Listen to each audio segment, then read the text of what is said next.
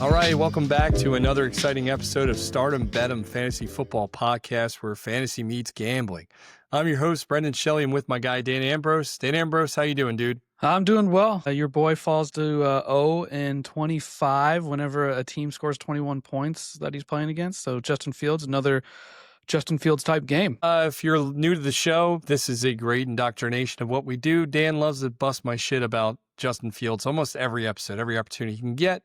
Seems to be justifiable, but I just want to throw out there, Justin Fields did make me some money, number one. Number two, he also won some fantasy owners some wins. He played pretty damn well, 27 fantasy points. He was up there in the top 5 quarterbacks. He's going to do it again this week. Guess who he plays, Dan? Beloved Dallas Cowboys, who keeps giving up all those yards to every quarterback who wants to play versus him. If he doesn't do it, we shutting him down in New York. They very well might think of it. They might think that through. It's not like they're doing much better with Tyrod Taylor. They've yet to win a game. So let's get into our big ones. I think there's been a lot of action. Obviously, the weekend, we want to talk about all the games. We're going to briefly run through our bets and let you know how we did on those. Pretty good weekend for me. I know, Dan, you had a couple rough ones, but came out okay, I think. Yep, Monday night was good for me. So Monday night was great for me. That's what helped. So excited to break this down. Let's go over basically what you bet, man, and let's get into that, and then we can sprinkle in some of mine as we go. All right. So my biggest one for the weekend was the Falcons. That was a pretty easy game. I had them at plus 2.5. They look good. Penix looked good. I believe you had London on that one too, right? Over 65.5 yards. So that cashed within 4 seconds. Yeah, that was so easy. That was a great bet. Double down on that too. I got some in-game on him as well. I was getting very greedy. So maybe Penix just needs to play indoors. That's where maybe that's where we're at. Can't go to Carolina. That was very interesting how shitty he played the week before. I also had you over 7.5 yards rushing against the Steelers. Did you watch that game at all or no? I did. It was very hard to get that.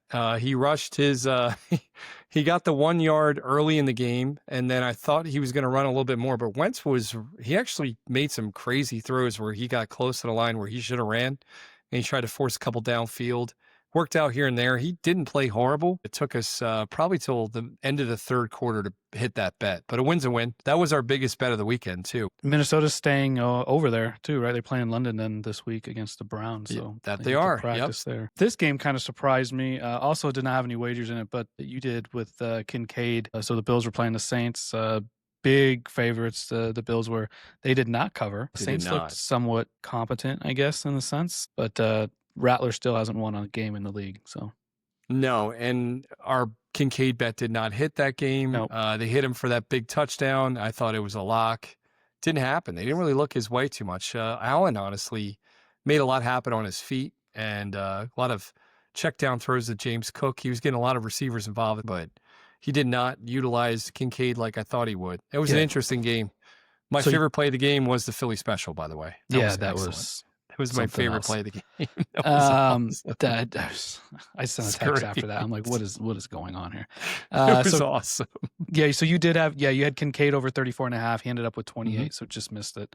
The next game I did have a bet on. That was the Browns-Lions. I loved the Browns last week, minus 10. They took care of business as I anticipated them to do so at home. That was a no sweat for me. You had Tillman over 3.5 receptions. Only got to 1. Yeah, because now he's in a hospital, I think. Yeah. He's like on the IR. Yeah. Tillman didn't work out. And then the one guy I wanted to bet no matter what was Quinshon Judkins. Remember, I was trying really hard to find any prop bets on him. Still all the way to kickoff. Nobody messaged me, by the way. If you had a prop bet on Judkins, I will find you. Right. Because I did not see anything. I wanted to hammer a couple of those bets. He would have hit everything. He had like 4 catches. He had 70 yards on the ground. He had 60 yards receiving. They knew. He hit everything. They knew. They felt it in the air. Yes. So the next game, Carolina versus the Patriots. I had the Panthers at plus 5.5, and Bryce Young looked like Bryce Young. So yeah, you needed about 30 more points there. So they looked terrible. You had Henderson to go over 65.5 yards. He got half of that. Correct. He did not do that. Unfortunately, I don't know what's going on with New England, but they just don't want to give Henderson the ball. I don't know what he's doing during practice weeks. We don't see that. We see the explosive runs. We see the hands on the field. I don't understand it either, even after the week before, right? They were so bad. The fumbles. Fumbling and things like that. Like, how does that and Henderson give Henderson more of opportunity? And Stevenson went out this game too. And of course he comes back and he's fine and he gets carries immediately. I thought this was Henderson's coming out party. It might be time to sell Henderson if you went big on him in fantasy leagues. You probably got him in the 4th or 5th round. If you drafted earlier, you could have got him in the 6th. But at this point, I think his name value is going to be bigger than what he might bring on the field. I don't know. I take that all back. Just hold on to him. I don't know what to do. He's so talented. It just confuses me. Hold on to him and burn another roster spot at this point. I can't justify trading him because you're not going to get the value you deserve, because if he takes off, you're screwed. And I still think he has the talent to take off. Speaking of coming out parties, Jackson Dart had his coming out party last week with the Giants playing the Chargers. Interesting upset. I was mad at myself for not taking this game at -3.5 when it was there, and then it jumped up to 6.5. Thank God I didn't, because the Giants won. You had Wendell Robinson over 4.5 receptions. He got you 3. He was targeted 5 times, so yeah, you had a little bit of a shot. But I know. I thought he would just be, basically like Russ Wilson and Daniel Jones before him, and just they all suddenly go to Wandale all the time. Hopefully Jackson Dart gets that connection quick, because a major injury happened in that game. Malik Neighbors, RIP, if you drafted him, I feel for you. I love Malik Neighbors too. He won me a championship last year, so Wandale Robinson to the moon, maybe. Darius Slayton's out there. Also, another guy you want to possibly pick up and get upset with is Jalen Hyatt. He's probably available in every league, I guarantee it, but he might be worth a flyer. Next game, I was on the Raiders. I had Raiders -2. I think it closed at even, maybe even pick them. They were playing the Bears. I don't know what's going on with the Raiders. Raiders are in a bad spot, man. Bad spot. I was just telling one of my doctors the other day. He asked me about it, and I was like, if they get to 6 wins, it'll be a overachieving season. They are not good. Does this doctor actually know sports? I feel like that's like an obligatory thing for them to talk about. Every time I go to a doctor or a dentist, they try to talk to me about any sport and they fail miserably. He knows I like sports betting. He is into sports, but not, he's more like, I think he's soccer and like F1. I had this one that you've seen Coming to America, where he talks about, kicking the oblong object through the uprights. That's pretty much this doctor. Every time I talk to him, he's like, you were watching that exciting game of American football last night, right? Like, it's like, oh, dude, I don't have time for this today. Just let me get in and out. It's a chiropractor, so I just want him to pop that shit and get me out of there. Right. I don't want to talk to you. So good news for you. Unlike me, I lost. You ended up winning here with Adunze over 63.5 yards. He ends with 69 yards. And the unfortunate part of that was Genty had a huge game. You bet on him for over 2.5 receiving receptions. He got to 2, I think, but he was a monster on the ground. He was. I love Genty. I told you I love Genty. The center of gravity. I'm not going that far yet. Like, one game's not. Like, it's the Bears. I'm not going to say he's a coming out party, but I think we're going to see a lot more of Genty's explosiveness in the next upcoming weeks. I think it's going to be pretty cool to see. Okay. I hope you're right, I guess. I mean, at this point, I don't really care. And then the last bet I had for you on here was Jordan Love over 250 yards passing. That was a crazy game. Ended in a 40-40 tie with Dallas. I was on Dallas on this game, so I had them at +7. So that was great. The tie was comical. I had that wrapped up once they got the overtime, though. Once Dallas won coin toss, there was no chance I could lose that bet, so that was good. Love hit on Monday night. We did really well. I don't know if you want to jump into those yet. Monday kind of saved me. I think I was 3-3. And then I ended up taking the Dolphins at -2.5. I was a little worried, but then I remembered Fields was back and everything was going to be okay. So I took Dolphins -2.5. You had some bets on both sides. So welcome back to Darren Waller. Only you had him over 1.5 receptions. It's unfortunate you didn't bet him over 1.5 touchdowns. I know, it's crazy. Could have been monster. Yeah, it's crazy. They used him in bunch formations in the goal line situation. He kind of snuck back in there in the 6-6 frame of him. Easy touchdowns. Pretty neat to see him back, but let's hope he didn't celebrate too hard and he comes back ready to go next week too, because it's exciting. everybody's rooting for him. He seems like a good teammate and a good guy. So keep And it together, Darren. Keep it together. We're all counting on you.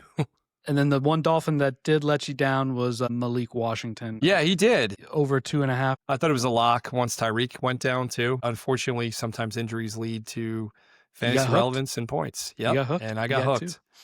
I got hooked. He stopped at the 2 mark, and Tua didn't give him anything else. Tua did not look great that game. Again. But let's go to your beloved Jets. So you cashed, raked in here. Hall, you had over 57.5. That hit pretty easily, right? 81 yards he had there. You did lose the Braylon Allen rushing, but he was injured. He looked like he was going to run for 150 yards that first drive he was there. I just want to mention that bet that I bet on Braylon Allen was a plus 1,100 at 40 yards, over 40 yards. He had 26 when he was going out. He could have easily surpassed that. The way he was running the ball. I love Braylon Allen. You guys heard me talk about him in the preseason. I felt this Dolphins defense is so bad. I figured they're going to run all over him. So I'll put big bets on Brees, and I'll sprinkle a little bit on Braylon because I think he's going to eat too. They both did, but Braylon died. So Braylon's out now. So, but shout out to your sports book for giving you your money back for the injury, right? So that was crazy. He goes down in the first quarter and they give you your money back. So it's like a free roll. For our listeners, I literally sent a screenshot to Dan. I'm like, what just happened here? Do I message thank you? Like, I've never had this happen before. And Dan said, no, just take it. Yeah, it's got a little private message. Okay. It said like, we're sorry your guy died in the first quarter. We're going to give you your money back. So haven't had that happen ever. I was very happy about that. Usually they love to take my money. And then we go to America's quarterback, Justin Fields. You had him over 199.5 yards. He didn't look like he was going to make it. And then all of a sudden the yards start coming in. Got extremely lucky with the 1 second skill. It was 2 seconds. First of all, I want to make it very clear. It was 2 seconds. I still don't know why they even did what they did. Like you could go run to the end zone, kick it higher, do something. Like I don't know how they even got the ball back. That was a little strange to me, but great for you. It was awesome. It was great for me. Yeah, turned out well. So to I also recap, don't know how everybody that counted whenever there was a flag for. For illegal forward pass. Yeah, it stops. So the yardage, I stop exactly where that pass was thrown. So if there was time left, then it would have been a first down on the 27-yard line essentially, and it would have just there might be a 10-second runoff though. I don't know. Yeah, but I'm just saying like, if it just happened randomly in the middle of the game. Correct.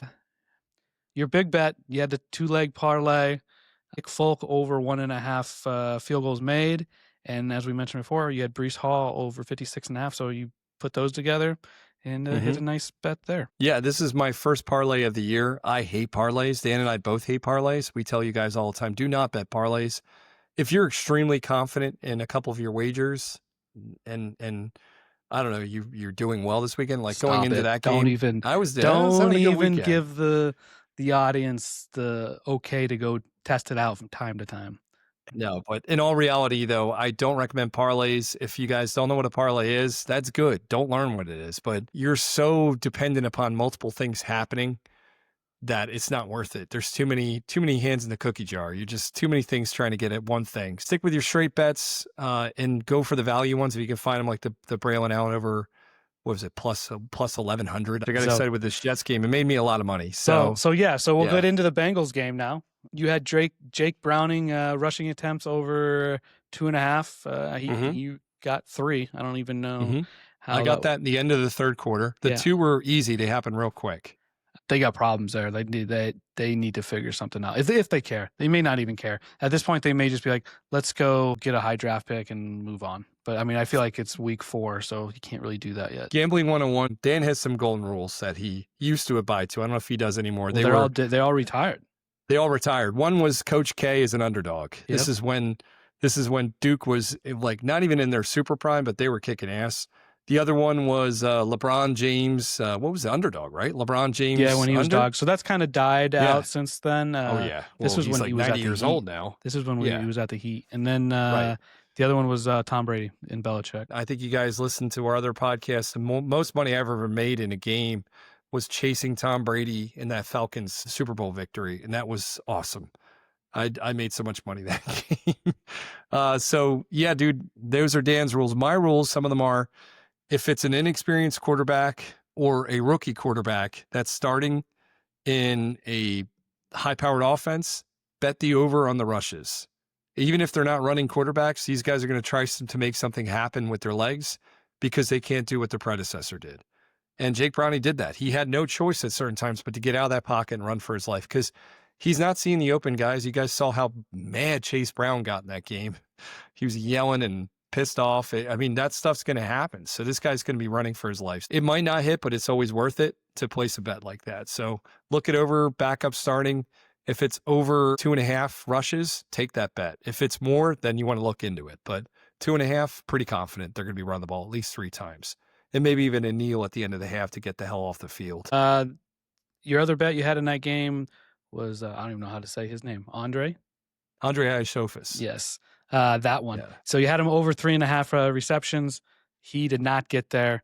Was that really 11-1? Yeah, that's why I loved it. Yeah. So he hasn't been playing well. I think he has 2 targets all season, but I figured Jake Browning, with the way Chase plays and with the way T. Higgins play, Iosofis was going to be the guy underneath. So I want to go for those guys because those are the guys that quarterbacks tend to look for. Just didn't happen this game. One of the guys he did look for is Mitchell Tinsley. I love Tinsley, by the way. When Higgins goes down, because I know he will, when Higgins goes down, go pick up Tinsley. You're going to be very happy.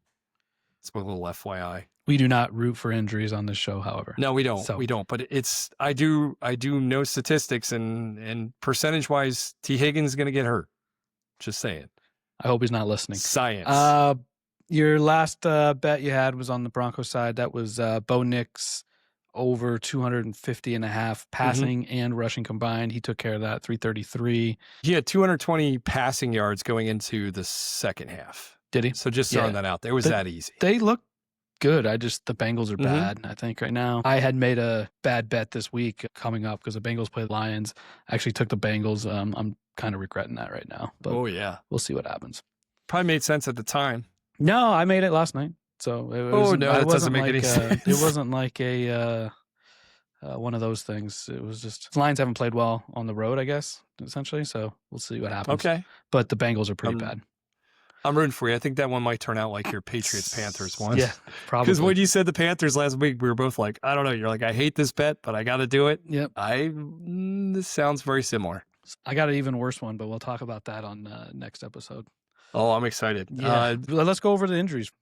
Little apology tour here. Tet McMillan, he was out until he was in last week. So we did say on our podcast, which we filmed Thursday night, Tet McMillan would not be playing Sunday. He was cleared and played Sunday morning. So I do apologize if you benched him. He didn't have a big game anyway, but still, I'm sorry. Some big news, all right? This is one that's not going to get the attention it deserves. Joe Alt has a high ankle sprain. He is the anchor of the Chargers offensive line. Well, they lost their left tackle for the season. Joe Alt is obviously their next man up as like the step-in leader on that crew. He's out. He's got a high ankle sprain. We know that does not do well with offensive linemen. Another offensive lineman that's out, Will Fries, for the Vikings. Is a big acquisition this offseason, and he was supposed to come in and kick ass, and he's done okay. But he's out. In my opinion, that Vikings team is not gelling well. Who saw that coming? I know. My co-host did. He's pretty on the ball with that. All right, the next one, big one. Nut check for most of you if you have him on the team, Lamar. Lamar's out for 2 to 4 weeks. I just want to say out loud that I am impressed he made it this long without getting hurt. He had such a healthy season last year. If you had him on your fantasy team, you were pleasantly surprised because I've had Lamar in probably 5 of the seasons he's played in on different teams. And you're going to lose him 2-3 games a year. This one looks like it's going to be 2 to 4. So best wishes to Lamar. Best wishes to your team that they can sustain wins while he's out because he is a fantasy stud. So Lamar's out. I mean, that's huge. But next man up. Cooper Rush is in. And Cooper Rush is the next man up now. Yep. No more Snoop Huntley, or was it Tyler Huntley, but he goes by Snoop. So no more of that. How about the other guy, Purdy? He's questionable. He played last week. I did not see that coming. My guy Dan did. Dan, you saw it coming. Which doctors you talking to? The right ones, apparently. I don't know why NFL media is so slow on these things. I was very confused by that as well, but this is fantastic. So Purdy played last weekend. Questionable this weekend. He has toe soreness. I don't know if it's the extent of a turf toe, but toe soreness doesn't sound good. I don't know. So Purdy's questionable. Big one, Nico Collins. He missed the second half of the Texans game. He may miss more. They haven't announced it yet because they don't have to. We're recording this Tuesday night, by the way. So that's a huge, huge, huge game-changing information if you are rooting for that Texans team to turn around, because they don't look good either. Then no. No, they're pretty bad. Next one, Malik Neighbors. Everybody that watched Malik Neighbors last year and watched him this year, he's so good, man. I love watching this guy play. So the fact he's going to be out sucks. Torn ACL, gone for the year. And there's not much to say on him. Like we talked about earlier, we got Wan'Dale Robinson. He hopefully steps up and plays well. And then obviously our boy Jalen Hyatt, he's still alive. Darius Slayton, who's like 30 years old, but he knows that offense better than anybody. And every year we think he's going to have a good year, and he never does. Good luck to the Giants. And if you're a Giants fan, bigger good luck to you, because hopefully Jackson Dart does not get blown up. Hopefully he just plays consistent and stays healthy. That's all you can root for at this point. Yeah, I mean, I think I'm gonna cash on, even though it's not a real bet, the under, what did I say, 5.5 wins for the city Under of 5.5 for the city of New York. Yep. So they did get me last week, so I wasn't expecting that, but I know the Jets won't disappoint me ever, and the Giants, hopefully, too beat up to really do anything the rest of the way. Yeah. Does that wrap it up for the injuries then? No, man, we got more. Jesus. The big one, this might be career-ending. Tyreek Hill, dislocated knee. Reports are coming back that everything around that knee's torn to shreds, too. I saw the whole thing, right? And I'm sitting there and I'm like, something that just didn't look right. Like, why? Mm-hmm. What was that? And then they don't show it. They go to commercial, and then social media does their thing, and it's just like, oh my God, that was terrible. It looked nasty. What is he going to do? Is he a porn star now or what? Isn't that what his goal was? He said when he's done the NFL, he's a porn star. He's not going to be racing. We know that. So maybe. I don't know. But I don't think it's going to be back on an NFL field as dominant as he was in the past. He's already been regressing. If you look at his statistics, the separation, all the numbers are showing regression. And to have this injury to bounce back and to be anything, the shell of what you were, the cheetah, I don't think it's happening, Dan. He'll go back to the Chiefs and probably win another 2 Super Bowls. And he very well could do that. We'll see. We will see. If there's anybody that's going to do that, it would be him too, just coming out of the woodwork and kicking ass again. So that kind of wraps it up. I'm sure there's some more. I'm not going to mention the other ones. Obviously, Mike Evans still out. Big update was in that game, honestly, was a comeback. Chris Godwin came back. I thought he'd be out for at least another week or two. So that was nice to see Chris Godwin back. I got him on a few teams. If you don't have him, go ahead and pick him up. He's actually probably still available if people were lazy and didn't want to keep him. He ran 96% of the routes. So he's on the field. He's doing his thing. Mecca Buka's there. He's playing well. Let's move into Thursday night's game. We got the Niners-Rams. So you kind of mentioned it, right? Purdy's not looking like he's going to be playing. Yeah, another questionable is Ricky Pearsall. I mean, obviously, we talked about Ricky Pearsall. If you follow the show, he's made us money 2 weeks already this year. He's pretty consistent. This week, he's not even listed on the books because he's questionable. So Pearsall doesn't play. They're in a bind, man. I'm not impressed with what I've seen this season. Juwan Jennings has not played that great. Obviously, George Kittle's out. The backup tight ends are serviceable, but when you got guys like Luke Farrell and Jake Tongues, I forget Tongues. I don't know how Tongue, which is stupid. By the way, I'm going to edit all this out, by the way. But Jake Tongues, you got other options there. Christian McCaffrey's pretty much the whole team. So I don't know, man. I think the Niners are going to lose by like 8 in this game. I really do. I think that's fair. I think the Rams are legit. I have them going to the NFC Championship versus my Eagles. I do like that team. I think they got a stronger defense than they're getting credit for. And Puka Nacua is just playing like a man on fire right now. He's on pace to have like 179 catches or something absurd.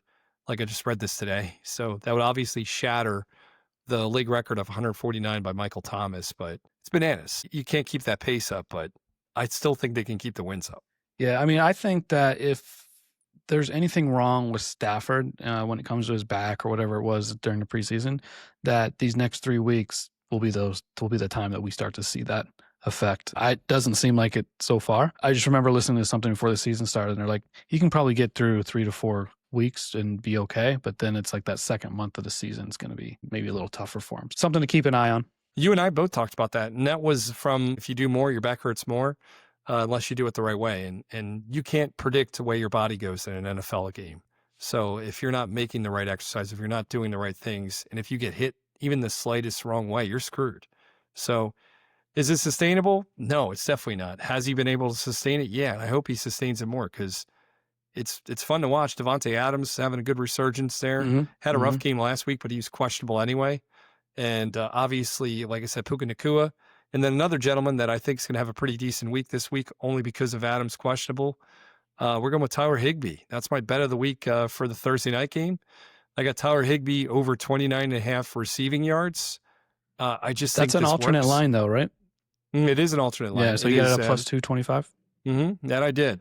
So I targeted this. Higbee has been running 65% of the routes so far. I think Allen's out right now. It's pretty much Higbee's show to take the crown here. So for the listeners, I just want to see what he does. Yeah, so for the listeners, the safe bet is to take the actual line, which is 17.5, because you can still get that at minus 110 as well. And then if you think he's going to do well like Brendan does, take the alternate line at plus 225, maybe get a little some extra cash there as well. I'm comfortable with saying he's going to get 35 to 40 yards. It could even be higher. I feel very confident in this bet. I bet there's wagers for that. There sure is. I'm not going to go that crazy, though. When I said I bet, I mean I feel confident that he might do that. 29.5, I feel extremely confident in. So I'm going to bet that one. So all we need is 30 yards. Like I said, 35, 40 is not unreasonable, but it starts at 17.5, like Dan said. So if you want to get in on the action, you want to play it a little bit safe, we can root for Higbee together, but just make your 17.5 yards. Maybe I come out of retirement and bet the Higbee 17.5. My guy, I love it. Yes, we got him. Let's go 2-0, Dan. Come on, let's go 2-0 for you. So that's a big one. I bet another one while the games were going on last week on Brock Purdy, but I don't think he's going to play. So I'll get my money back again. Or if he does play, what the hell was my Purdy bet? I can't remember. Over 1.5 touchdowns. I put shekels on that Purdy bet. And the only reason is because I think the Rams are going to win by 8 points. They're going to have to do their best to keep up with them. And I think Purdy's going to be forced to throw the ball a little bit more. Even if it's McCaffrey checking down, there's going to be some red zone action with McCaffrey and those young tight ends. So I like 2 touchdowns. I think he can easily throw 2 to 3. We'll see. I don't think he's going to play, so I don't think it's going to matter. Yeah, then I get my money back. Either way's a win for me. Follow me on the Higbee. I'll probably bet more. I always get carried away the day of. I did the same thing for Monday night. I realized I had not posted on X, though, so I do apologize. I will change that. I need to get a little bit better with my posting. We'll post those bets this week. And they can always find you on Pickett, though. Have fun. They can find me on Pickett. I've told them this numerous times. Yeah. B-Shells13, just like my ex. So follow me, B-Shells13 on Pickett. Dan, you're on Pickett as well, right? I am. You're not as active, though, right? I am not because of living in Nevada. If I bet on BetMGM out here, I can. But if I use any of the other sports books, I cannot. So yeah, you get about you probably get about 50% of my wagers though, because I do use BetMGM quite a bit. And honestly, if you message Dan, he'll tell you his bets. For sure. Ambrose04. Ambrose04 on X. So if you just message him, he will send you exactly what he's doing that weekend. If you watch these videos as well, I put up the little excerpt of what we're going to be betting too. Hopefully that makes that easy to read. We surpassed 250 listeners today, Dan. Exciting stuff. Thank you to everybody over the last, 8 weeks? 250 listeners is insane. I was pretty confident we had like 3 people listening to this. But 250 listeners tells me that, hey, sponsors, now's the time to get in on this. So make sure to send us your money, and we'll announce your shit from the top of a mountain. I promise you. You want me to break the news to you now or wait until after we get off the show? Oh, let's hear it, please. It's 250 listeners for all the shows that you've posted on there. That's true. That's a good call out, Dan. Sponsors, you just disregard that part. 250 an episode. That's all I got to say. I'll tell you what, though, it does not track our YouTube metrics, which are much worse. You followed us on YouTube. You follow us on this. Regardless, thank you. If you still don't like what we're doing and you still listen to the show, go see a therapist. I'm worried about you. All right. So, I mean, dude, you listen to all this. I don't know what's going on with you, but if you did like it, tell your friends, tell your family. We'll see you next time. All right. Thanks, Dan. See ya. See ya. Wheels up.